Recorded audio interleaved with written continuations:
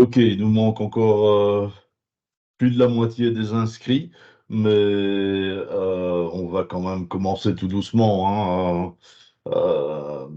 De toute façon, la session est enregistrée, donc elle sera mise à disposition dès qu'elle sera finalisée. Et on pourra la retrouver sur notre site internet également. Donc, il n'y aura pas de problème par rapport à ça.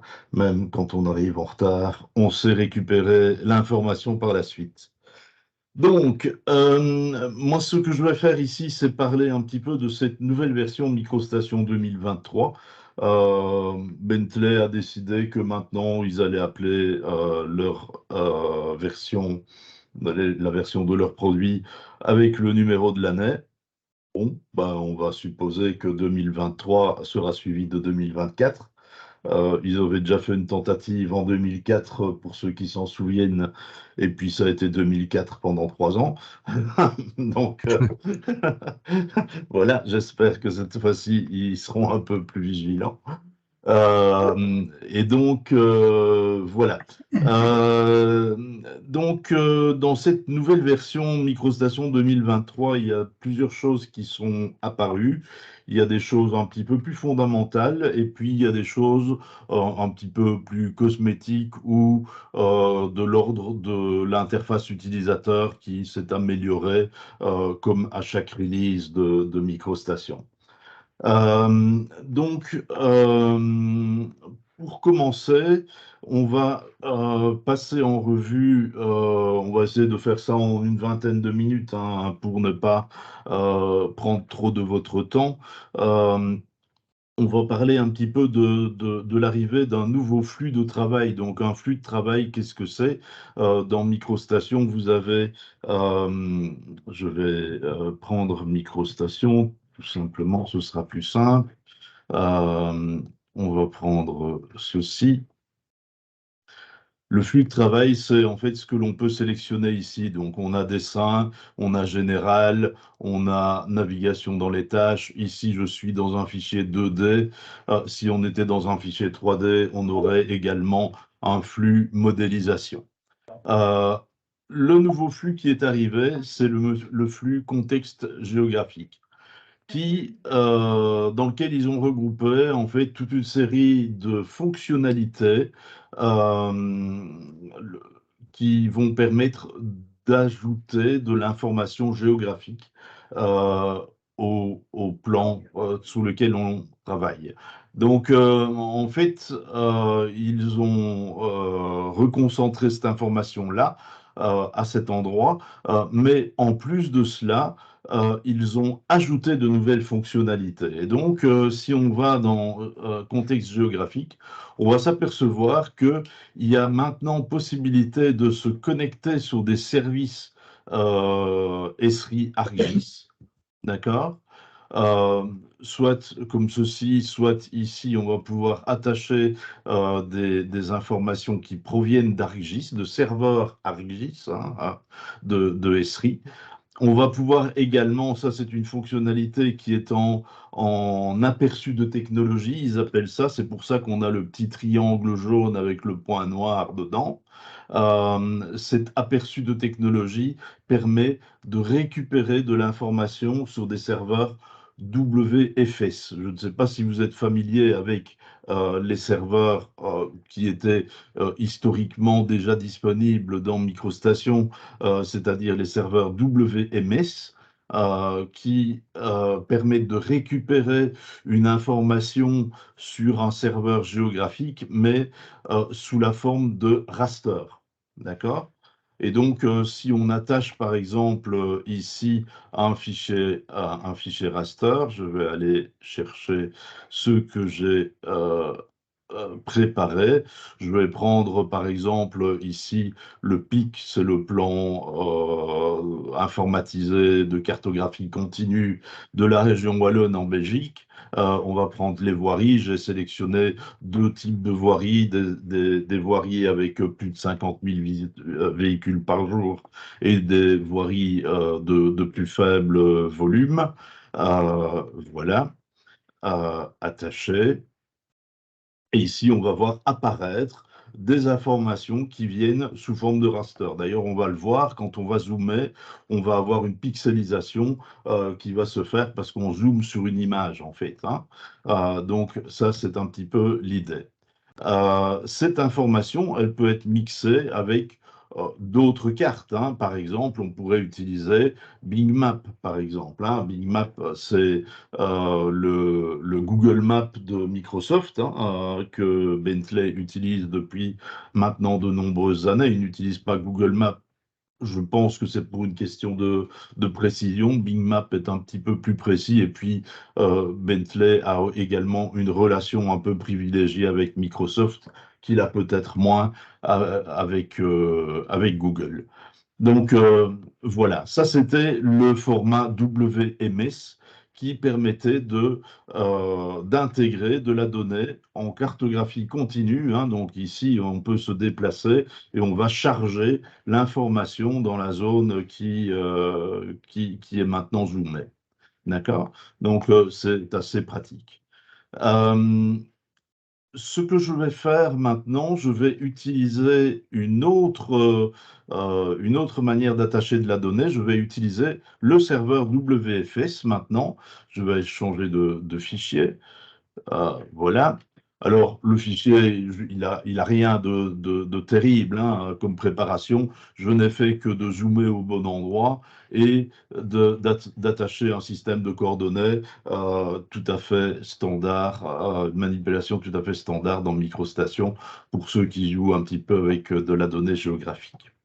Alors, ici, effectivement, nouveauté également au niveau de l'interface, on a la possibilité de maintenant attacher les cartes Bing à partir d'un icône. Avant, ça se passait dans les versions précédentes, ça se passait dans une partie des attributs de vue ici où on avait la possibilité d'attacher la carte d'arrière-plan, ils appelaient ça. Maintenant, ils ont nommément désigné Bing et donc on va pouvoir afficher voilà, cette zone ici à l'écran. D'accord? Alors, ce que je vais faire, je vais récupérer de l'information sur un serveur WFS. Alors, comment est-ce que ça se passe? En fait, la zone que j'ai zoomée va me servir de limite pour l'extraction de la donnée. D'accord? Alors, je vais aller sur euh, un fichier que j'ai ici sur le côté, récupérer le bon lien. Et donc ici, on va avoir une adresse d'un serveur des géoservices de Wallonie, Belgique, évidemment, et on va aller récupérer les parcelles agricoles. Alors ici, WFS, contrairement au WMS, on va récupérer de la donnée, non pas sous forme de raster, mais sous forme de segments. Et donc là, plutôt que de l'attacher de manière dynamique comme on le faisait avec le WMS, on va l'attacher, on va plutôt l'importer. Et donc ici, je vais me connecter à mon serveur. Je vais aller récupérer mes informations.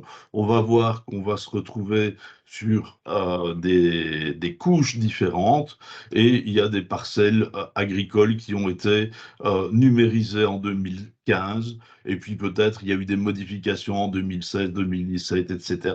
jusqu'en 2022. Et donc, je vais faire importer. On va voir ici dans le bas qui va défiler chacune des couches que je vois ici et il va importer les éléments. Donc, on voit qu'il importe les éléments et on va pouvoir les figurer à l'écran.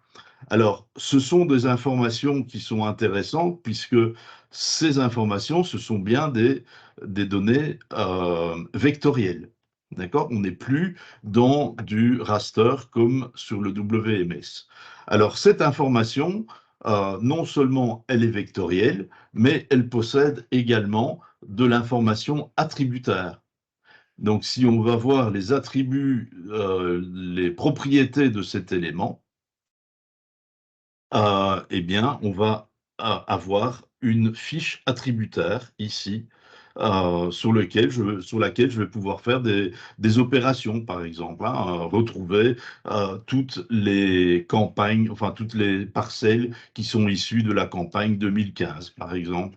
D'ailleurs, j'ai fait une petite chose également, c'est que ici, j'ai été ajouté euh, la possibilité de visualiser dans des couleurs différentes. Donc, j'ai créé, comme on l'a vu dans dans le dernier webinaire, j'ai été créé ce que l'on appelle une règle d'affichage, en style d'affichage assorti d'une règle d'affichage qui va me permettre de visualiser dans des couleurs différentes les parcelles issues des diverses campagnes.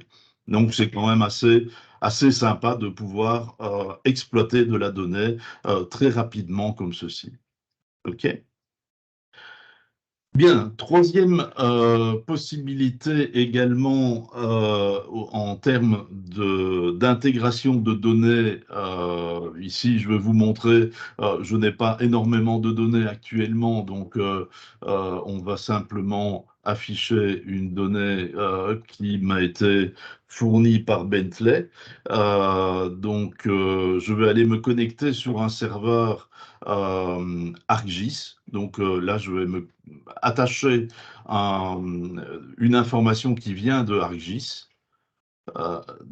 Voilà, avec le protocole REST, je vais prendre ceci, et là, je vais visualiser les routes locales et les routes d'État de la région. Ici, on est, je ne sais pas trop bien où, aux États-Unis. Et donc, voilà, je vais attacher ceci et après quelques instants, on va voir apparaître également ici sur le fond Bing Map, on va voir apparaître en rouge les axes de voirie euh, qui sont probablement plus précis que ce que Bing ne propose. Bon, tout dépend un petit peu de la saturation des lignes Internet, mais voilà, ça apparaissait plus rapidement ce matin. Les Américains commencent à se réveiller, donc voilà, il y a des tuyaux qui sont un peu encombrés.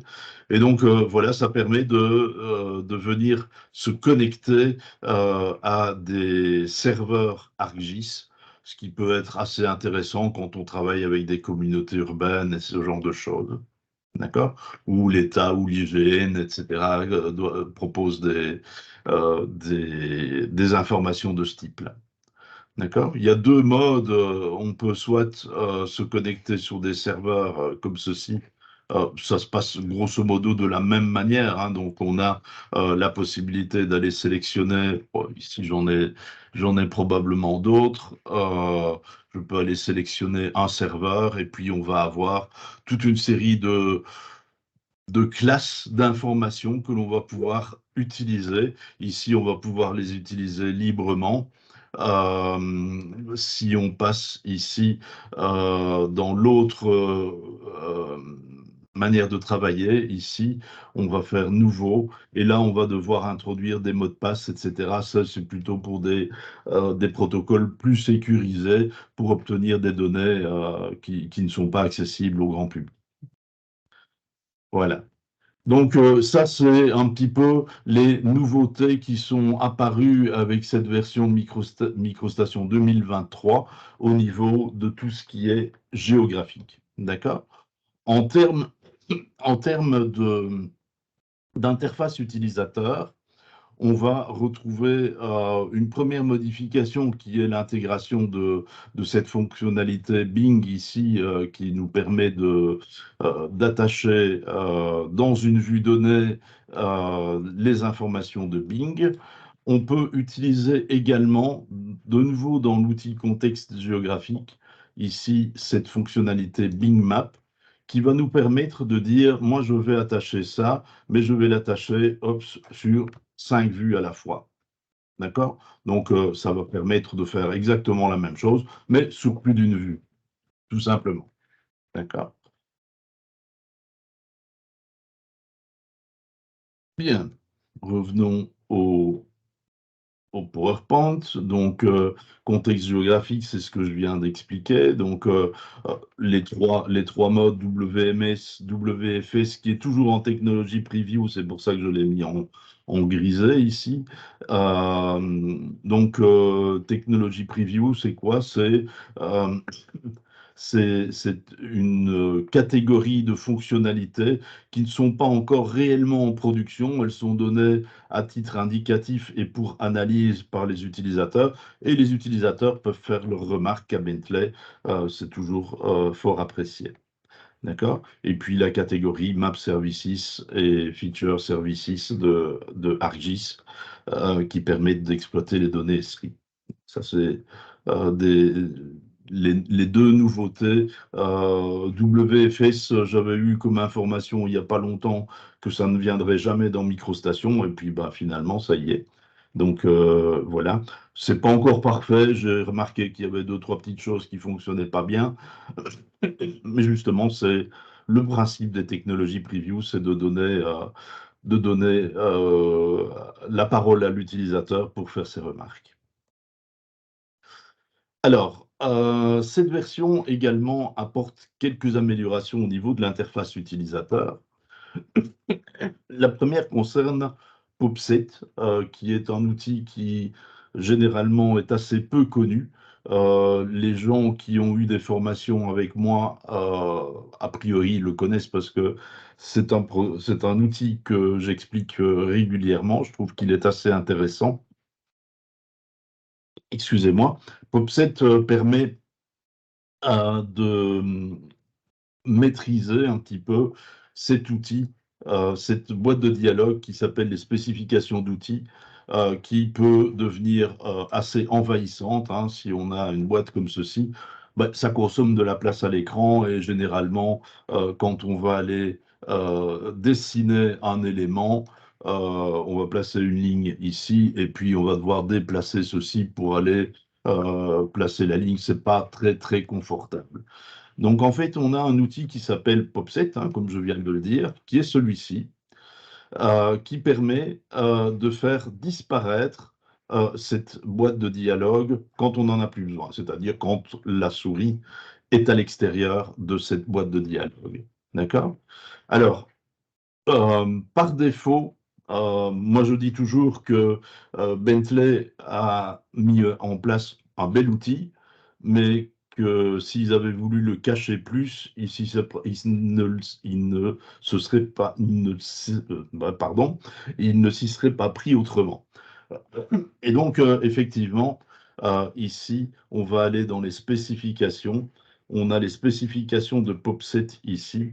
Et en fait, les deux cases qui sont non cochées ici, il faut les cocher. J'ai demandé à Bentley pour qu'il les coche par défaut. Ils m'ont dit, bah non, on va pas le cocher par défaut. Je ne sais pas pourquoi. Je vais encore insister. Je pense que j'arriverai à gagner. Donc, en fait, quand les deux cases ne sont pas cochées, en fait, la seule chose que ça fait, ça change simplement la couleur de l'icône qui devient vert et puis rouge. Donc, c'est pas très utile. Alors, à partir du moment où les deux cases sont cochées, en fait, quand on va quitter cette boîte de dialogue, euh, les spécifications d'outils vont disparaître.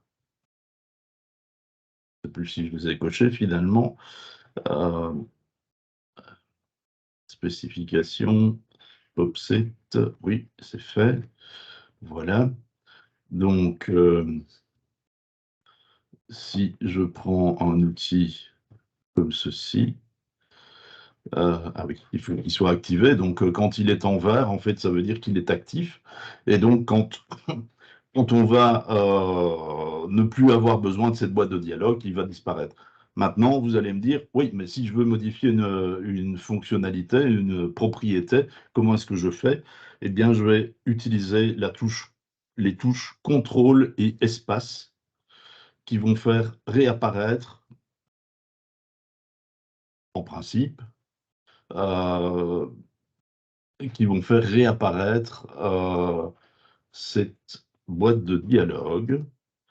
Alors parfois avec, les outils comme Teams ou d'autres, enregistreurs d'écran, ça ne fonctionne pas. Alors je suppose que c'est ça, parce que normalement contrôle espace doit faire réapparaître, la fenêtre. Voilà.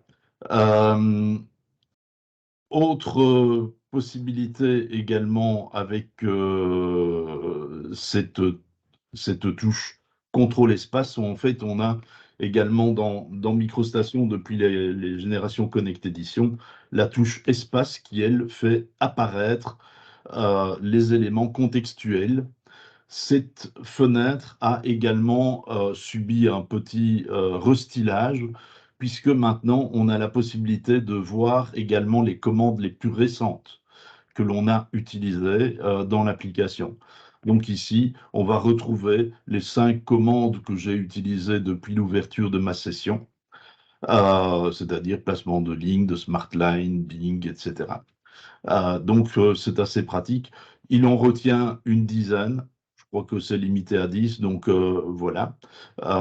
Si on en a utilisé 50, évidemment, c'est problématique, mais il retient les 10 les plus récentes. Voilà. OK, donc ça, c'est une nouveauté également dans la version, MicroStation 2023.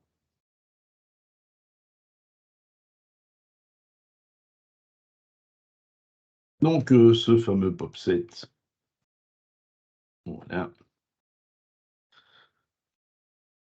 Donc, ces 2 cases qui sont bien entendu à cocher.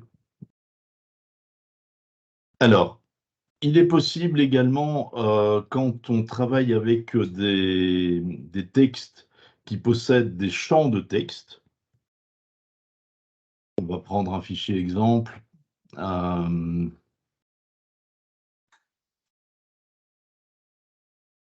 voilà,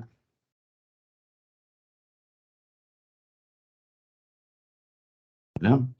Ici, je vais supprimer ceci et je vais créer un texte, et ce texte, je vais, faire L égale, et je vais aller récupérer comme information textuelle la longueur de cette ligne. Donc pour ça, on a dans MicroStation une fonctionnalité qui se trouve ici, hein, qui est, l'insertion d'un champ. On va prendre comme information une donnée qui vient d'une propriété d'élément, OK, et de quel élément je vais sélectionner ma ligne ici. Et donc ici, on va retrouver toutes les propriétés que l'on pourrait retrouver dans la fenêtre propriété également ici, hein. On va retrouver toutes les propriétés de cette ligne, dont des propriétés de géométrie. La longueur, c'est une propriété de géométrie. On va sélectionner ce champ, 7 859, et ici, on va aller éventuellement lui dire, bien, je vais diminuer la précision, je voudrais bien n'avoir que 2 décimales, par exemple. D'accord?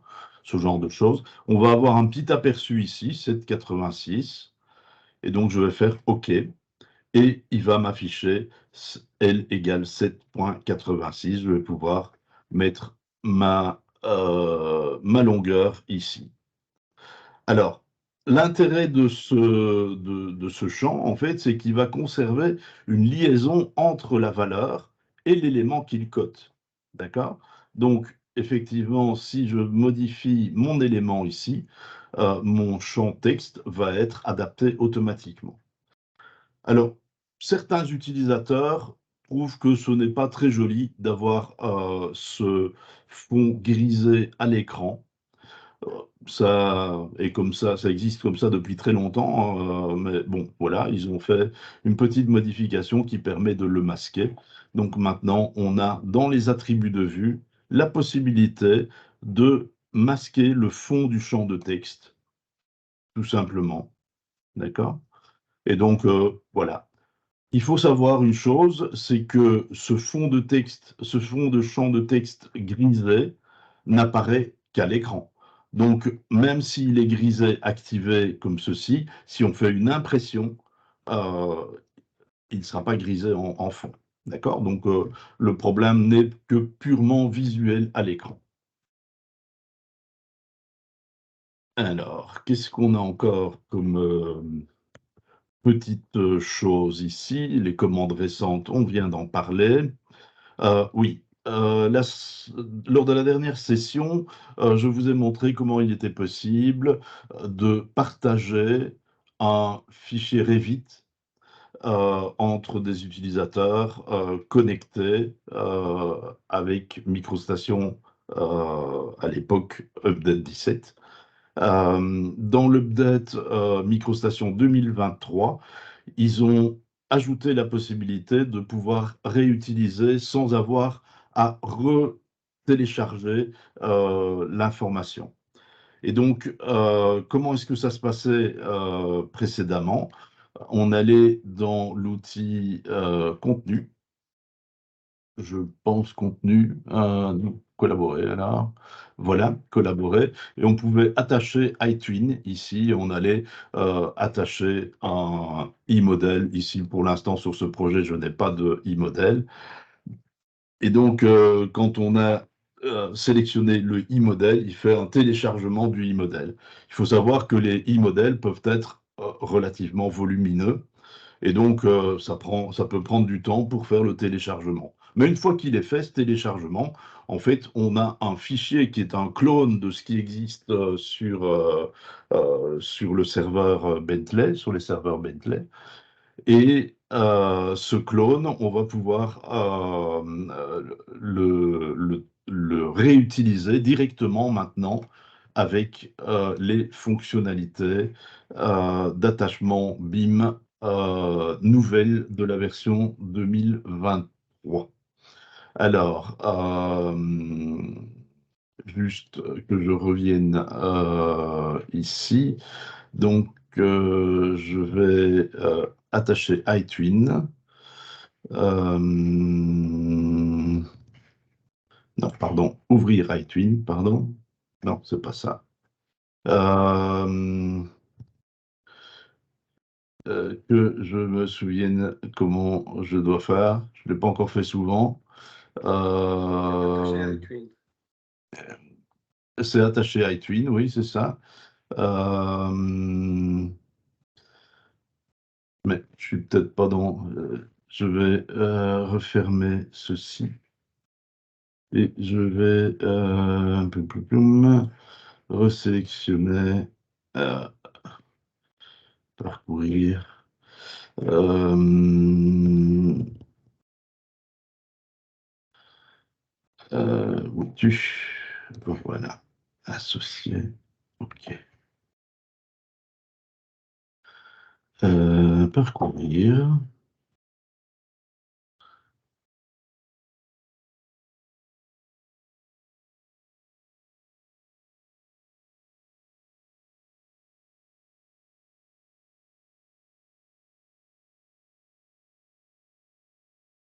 bien, attacher à Twin.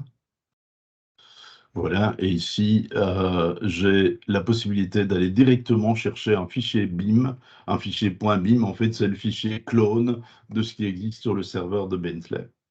Et donc ici, qu'est-ce que j'ai? Je vais aller, simplement récupérer ça, c'est un clone que peut-être un de mes collègues a téléchargé. Eh bien, je vais, aller le copier, me mettre ici dans le bon répertoire, je vais aller coller ça là. Voilà. Donc en fait, ce répertoire contient une information et cette information, c'est ce fameux fichier BIM. D'accord? Et donc, je vais simplement faire ceci, ouvrir et là, automatiquement, je vais pouvoir, sans avoir à retélécharger toute l'information, je vais pouvoir, attacher mon fichier BIM déjà pré-téléchargé, en fait. D'accord?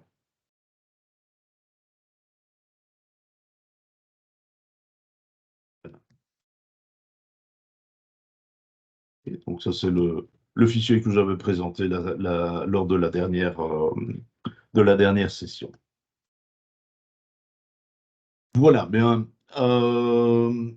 Je vais conclure là pour les modifications importantes. Il y en a d'autres, hein. Il y a toute une série de petits détails qui sont disponibles dans l'aide de MicroStation. Donc, on peut retrouver ça directement dans l'aide ici, dans les nouveautés. On va retrouver toutes les nouveautés et il y en a un paquet, hein.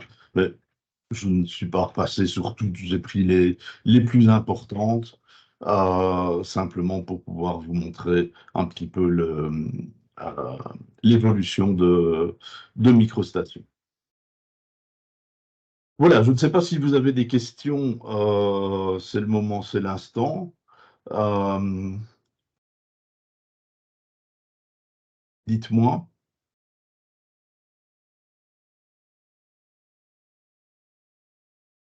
Non, pas en ce qui me concerne, Philippe, merci. Ben voilà. Alors, je me demandais par rapport au champ de données, enfin, d'aperçu, de Oui, présentation. oui. Les champs de données, c'est pas la même chose alors que que le fond gris euh, dont tu as parlé, qu'on pouvait faire disparaître? Alors, le champ de données, si, en fait, le champ de données, c'est la valeur 6.57M qu'on voit ici, d'accord? Le Mhm. fond gris, il ne fait que de figurer la zone de texte qui est le champ de données, D'accord. Parce que d'accord? moi, je l'ai déjà dans MicroStation, ça, champ de données, mais c'est pas, je crois pas que c'est peut-être autre chose, non? Non, Quand tu vas non, dedans. dans MicroStation, en fait, ici, le champ de données est toujours affiché 6.57 sur un fond gris, Ouais. d'accord?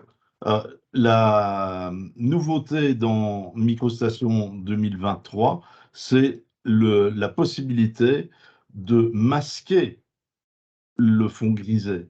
Ça reste Ah, un champ de d'accord. données, hein, donc si Oui, je modifie la longueur de ma ligne ici, ça reste un champ de données, donc ça oui, c'est reste d'accord. dynamique, d'accord? C'est- Mais on C'était ne le par voit rapport plus. à... On c'est- ne voit plus l'endroit où il se trouve. Mais là, quand tu es allé dans attributs de vue, il y a juste champ de données également. C'est C'est un autre chose au-dessus? Ah non, c'est euh, au-dessus, c'est en dessous de cote, là, champ de champ de données. données J'ai ici. Oui, peut-être oui, confondu. c'est autre chose, oui. Mais D'accord, ok. ici, c'est le fond du champ de texte. Oui, oui, d'accord, d'accord. Voilà. C'est tout nouveau. Ok, merci. Ok. Ok. D'autres questions?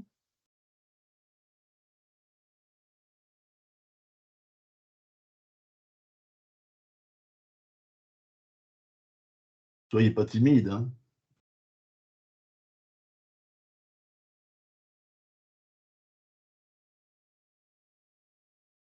Oui, Philippe, la version 2023, c'est quelle version? Parce que normalement, moi, j'ai une mise à jour qui se fait plus ou moins automatiquement, mais je l'ai fait régulièrement. Oui. Mais en fait, ma mise à jour, par exemple, dans les outils, les différents thèmes, dessin général, etc., Oui. je n'ai pas, et POP7, je ne le trouve pas non plus, même si je le recherche au-dessus dans le champ de recherche. C'est ça, oui. Le POP7, Ils l'ont remis un il peu en n'apparaît pas. évidence. Donc, en fait, ici, dans la version 2023, il est à deux endroits. Il est ici et on peut également le faire apparaître les raccourcis rapides ici. Donc, c'est le même outil, hein. Donc, quand on clique un, l'autre se désactive, hein. Effectivement, dans les versions avant la version 2023, ça n'était pas visible comme ceci. Pour le rendre visible dans les anciennes versions, il fallait faire CTRL-T pour avoir la liste des boîtes à outils. CTRL-T, c'est un raccourci clavier qui existe Oui, depuis la version 4, hein, de MicroStation. Et ici, on descend dans la liste et on a l'outil POP7 qui ah va oui, POP7. apparaître. Et on a une toute petite boîte de dialogue qui apparaît ici, une toute petite boîte d'outils. Et là, on a également encore cet outil qui est là. Avec une particularité en plus, celui-ci, quand on fait un clic droit dessus, on peut atteindre directement les spécifications. Donc, la fameuse boîte où il faut cocher les deux cases. D'accord? Et donc, voilà, c'est On peut le stocker sur le bord de l'écran Ouais. comme ceci. D'accord. C'est un En outil fait, qui existe depuis longtemps, hein. oui, finalement, moi, j'utilise pas ça souvent. Oui, non, c'est vrai, maintenant que je le vois là, effectivement, mais moi, j'utilise pas vraiment ça. J'utilise beaucoup de raccourcis clavier, donc. Oui, oui, oui, oui. Je ne sais pas pourquoi mon POP7 ne fait pas réapparaître ma boîte de... Je ne sais pas, c'est probablement dû à l'enregistrement de Teams. Ouais, mais quand tu prends dans les affichages par défaut, je ne sais pas comment s'appelle cette case, donc où tu as les différents types de bandeaux qui s'affichent au-dessus, hein. Donc tu as Oui, c'est ça, dessin, général, navigation, les flux de travail, oui. oui, les flux de travail, oui, c'est ça. Tu avais le contexte géographique. Ça, c'est nouveau, ça, dans la Ça, version 23? c'est nouveau, ça, oui. Oui. Parce que chez moi, je ne l'ai pas, en fait, hein. Ah non, si tu n'as pas la version 2023, tu ne l'as pas, non. Oui. Alors justement, la version 2023, elle est disponible déjà et ça correspond à la 10 point combien là? Ça correspond plus à la 10 point quelque chose, ça D'accord. correspond à la 23 point quelque chose. Ah, Ok. d'accord. Merci. Et il faut télécharger le fichier ou ça se met automatiquement à jour? Non, il faut le télécharger. Alors, je ne sais pas pour quelle raison, mais ils ont fait le choix de pouvoir utiliser les deux versions simultanément. Donc, quand on installe la version 23, elle s'installe à côté de la version Connect Edition. Donc, si on ne veut plus la version Connect Edition, il faut la décharger, la désinstaller. Donc, Ça si veut on dire, regarde ici dans Programme, on va retrouver dans Bentley, on va retrouver MicroStation Connect Edition, ça c'est la version Update 17, et on va retrouver MicroStation 2023. d'accord. Parce qu'il est Ça- encore en bêta ou alors parce que. Non, non, elle n'est pas ça en bêta, c'est une version finale. Ok. Mais voilà, comme ils ont renommé ça en MicroStation 2023, bah, il y a deux noms. Voilà, ils devraient désinstaller la version Connect Edition. Je ne sais pas pourquoi ils ont fait ça, À long terme, il n'y aura mais plus c'est que comme ça. 2023. C'est peut-être pour À terme, il récupérer n'y aura toutes les... plus que 2023, oui, effectivement. C'est peut-être pour récupérer toutes les configurations. Oui, ben bon, la configuration n'a pas changé, donc ils auraient pu la récupérer automatiquement. Et je me demande si maintenant on a personnalisé notre ruban d'outils avec les outils qu'on aime bien utiliser, ce genre de choses.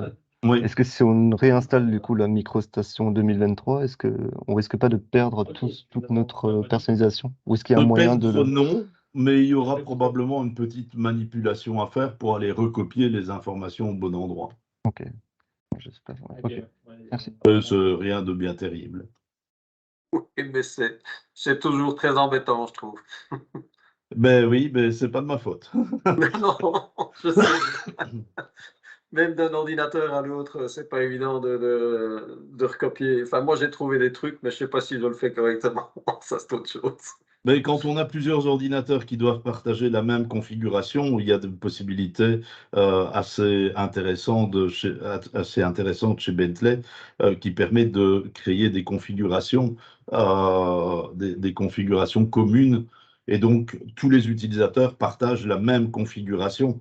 Et donc, ça, Oui, c'est super, hein. C'est super. oui, ça dépend. Ça dépend avec qui tu travailles. Parce que moi, j'ai une collaboratrice qui configure différemment, mais la base est la même, mais alors après, elle change, quoi. Oui, ben oui, ben bon, voilà, ça, Chacun ses modes, quoi. c'est pas rédhibitoire. On peut avoir des configurations qui sont un petit peu différentes, mais partager des librairies de niveau, par exemple, des bibliothèques de cellules, etc. Oui, oui, ça oui. Ça, c'est super intéressant. Et ça, c'est des choses qui peuvent se faire par configuration. Oui, mais ça, tu les mets dans les variables de configuration. Tu les mets dans des variables de configuration. Dans une variable de configuration, en fait, ce qu'il faut faire, c'est créer ce qu'on appelle une configuration personnalisée qui permet de définir tout ce qui est à mettre en commun. Moi, j'ai des clients où il y a 150, 200 utilisateurs et ils partagent tous la même configuration. Donc, on ajoute un répertoire qui contient de nouvelles bibliothèques de cellules. En 3 secondes, on a ajouté la ligne de configuration qu'il fallait dans le fichier et les 200 utilisateurs sont à jour. Ouais, C'est quand même extrêmement super. C'est quand même extrêmement sympa. je n'ai pas 200 collaborateurs, mais je me débrouille avec mes 5. Ben oui, mais bon, voilà. Ok. Et tu sais quand ils vont arrêter le support Connect? Ah ben ça, il n'y a pas il y a rien de prévu par rapport à ça. En fait, Microstation 2023, c'est simplement la suite c'est l'update 18, on va dire, de Microstation Connect Edition. Ils ont renommé le produit tout simplement parce qu'ils sont en train de refaire un grand ménage dans leur offre produit. Et voilà, donc tous les produits vont s'appeler quelque chose avec le numéro de l'année. D'accord. Bon, on n'est pas sur le même genre de mise à jour qu'entre V8 et Connect, quoi. Non, Ça- absolument pas. Ok, ça va, Donc super. c'est vraiment la suite. Ça va. Excusez-moi. Mais dans le téléchargement, ils mettent toujours Connect Edition et puis version 23.00.00.108. C'est ça, exactement. Donc c'est bien la preuve que c'est la continuité de la Connect Ouais. Edition. Ben, ils devraient quand même la proposer à un moment donné dans le Select. Parce qu'elle existe depuis quand, cette version? Elle existe depuis début juillet. Ah, début juillet, oui, donc Ouais. c'est assez Oui. récent. Oui, oui, moi je l'ai vu apparaître en anglais 5 juillet, je crois, et en français le 7 ou le 8 ou 10 juillet, quelque part par là. Ouais, ouais. On va encore la laisser faire ses problèmes de jeunesse, alors. Voilà, bon, à mon avis, Avant le de la 10 juillet, télécharger. parce que je vois que moi je l'ai installé le 10 du 7. Ouais. Donc, oui.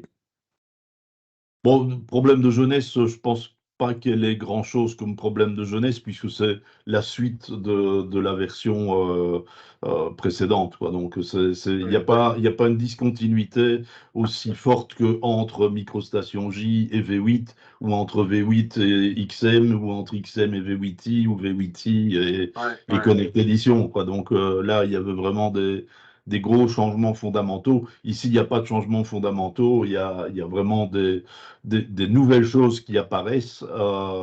Visiblement, ils mettent en place toute une série de choses qui vont dans le sens de l'histoire. Hein. Quand on fait les produits Bentley sont des produits qui sont généralement utilisés pour tout ce qui est infrastructure, et partager de l'information géographique quand on fait de l'infrastructure, ça a un réel sens, quoi. Donc, effectivement, ici, le fait de centraliser toutes ces informations géographiques, enfin toutes ces possibilités d'exploitation d'informations géographiques, me semble une bonne chose. J'avais une petite question par rapport au plan cadastral là, que tu as fait apparaître Oui. tout à l'heure. Donc, en fait, depuis longtemps, on sait lire les shapefiles sans aucun problème. Hein. Oui, Donc, les shapefiles, oui, ça sans problème, et on peut faire même également des requêtes sur les données attributaires qui sont contenues dans les shapefiles, oui, tout à fait. oui. Mais je n'ai jamais trouvé le moyen. Donc, quand on clique sur une parcelle, par exemple, on a toutes les informations de la parcelle qui se retrouvent sur QGIS. Oui. Mais je n'ai pas trouvé le moyen, par exemple, d'aller afficher le numéro de la parcelle, par exemple, ou la clé parcelle, ou les noms des rues qui sont liés à des lignes, etc. Oui. Est-ce qu'il y a possibilité de faire ça? Non, pas comme ça. Pas dans MicroStation. MicroStation, il permet d'exploiter la donnée shapefile, mais sans plus, quoi. Donc, on va lire l'information, on va pouvoir la filtrer, éventuellement faire des requêtes, afficher les parcelles communales, par exemple, en rouge, et puis les propriétés privées en vert, par exemple, ou ce genre de choses. Mais on ne va pas pouvoir manière automatique et sans développer une fonctionnalité supplémentaire, on ne va pas pouvoir aller afficher le nom des rues, par exemple. Ouais. Effectivement. C'est pas le même moyen que l'affichage de la dimension de ta ligne là que tu as mis. Non, non. On sait pas faire par ce biais-là, quoi. Si, on pourrait le faire, mais alors là, c'est manuel, quoi. C'est élément par élément. Ah oui, d'accord. D'accord? Alors, la réponse de Bentley par rapport à cette problématique, c'est de dire, si vous voulez faire vraiment de l'exploitation de données géographiques, utilisez le bon produit, et qui n'est pas MicroStation, mais qui est Bentley Map, en fait, Open Cities Map, Ouais, je qui sais. lui a toutes ces fonctionnalités qui vont permettre de créer des centres des numéros de parcelles sur le centroïde, par exemple, ou ce genre Ouais, de c'est ça. choses.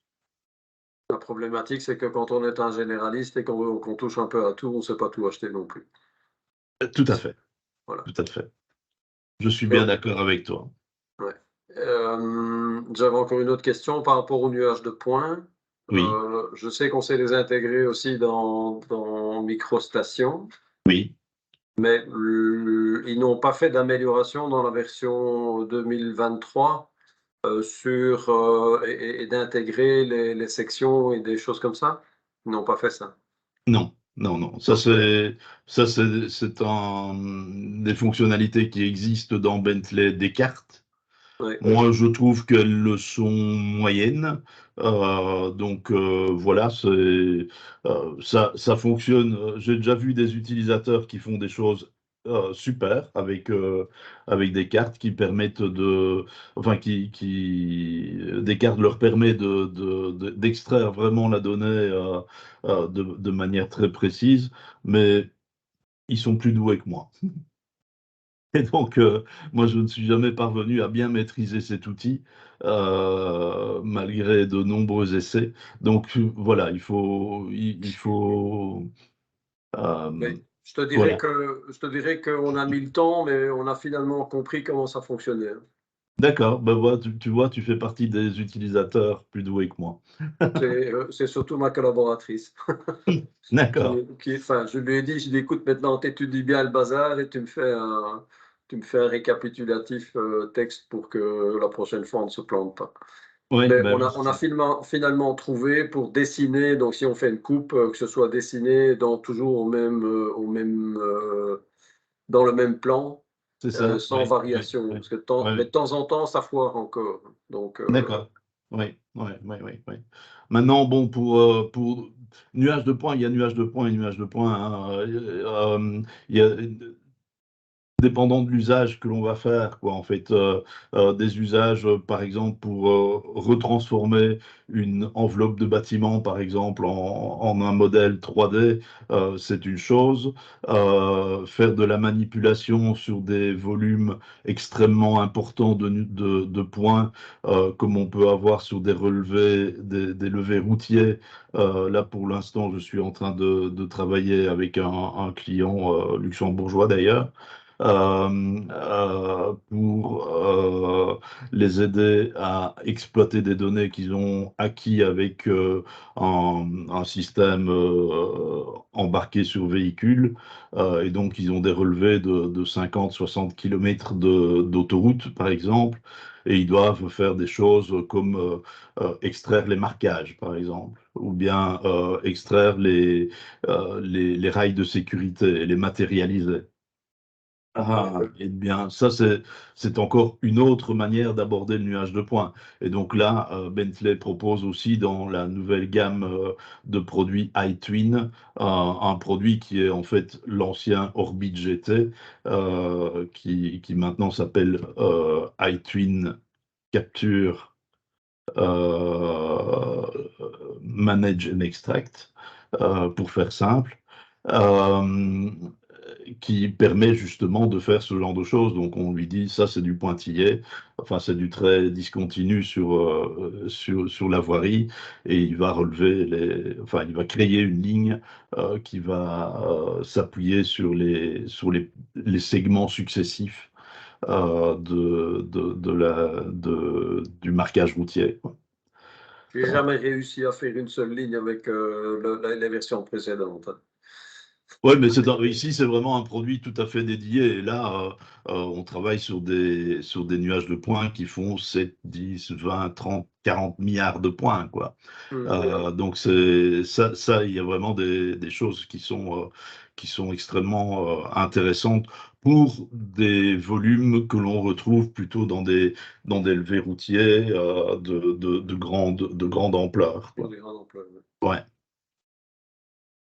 Et donc ça, je ferai probablement une présentation quand je maîtriserai bien l'outil. Là, je suis encore en train de le découvrir. C'est assez amusant à utiliser parce que ça permet de faire des choses extrêmement rapidement et de manière très efficace. Mais ça nous éloigne un peu de notre sujet du jour. Oui, tout à fait. Oui. Mais tu prévois de faire une présentation à un moment donné de cet outil, oui. de building, de Context Capture. Non, c'est pas Context Capture, c'est Open Building, pardon. De Open Buildings, oui, ça, on peut faire une présentation, oui, bien sûr. Oui. Oui, ça je ferai. Je vais essayer d'organiser ça. Il faut que je prépare. Ça prend toujours du temps, cette préparation. Oui. Mais oui, non, il n'y a aucun problème. On peut faire une présentation de Open Buildings également. Oui. Que OK. ça pourrait nous intéresser aussi. Enfin, Oui, voilà. oui. OK. Voilà. Je ne sais pas s'il y a d'autres questions. Ne soyez pas timide. Moi, je pense que tout le monde est très timide, à part Benoît. Non, toujours pas. Yann. Toujours pas de nouvelles questions, on aimerait bien, mais Ça va, parfait. ça a été clair, donc voilà. OK, cool. Voilà. Il y a d'autres présentations qui sont prévues encore. Voilà. Donc la prochaine présentation, ce sera fin septembre. Là, je vais expliquer un petit peu comment on peut organiser les projets. Qu'est-ce que c'est un workspace, qu'est-ce que c'est un workset, à quoi ça sert, etc. En octobre, le sujet, ce sera la gestion des styles de ligne. Ça, c'est en formation, je rencontre souvent des gens qui ont un peu du mal à comprendre comment fonctionnent les styles de ligne et comment en créer un nouveau. Donc, je crois que ça vaut la peine de refaire une petite présentation et de réexpliquer comment tout ça fonctionne. Et puis, je vais faire 2 sessions, il faudra bien ça, pour réexpliquer un petit peu en détail, on va dire, le fonctionnement des cellules, des bibliothèques de cellules. Qu'est-ce que c'est une cellule partagée? Qu'est-ce que c'est une cellule de bibliothèque? Comment on les crée? Comment on les utilise? Comment on peut les remplacer, etc.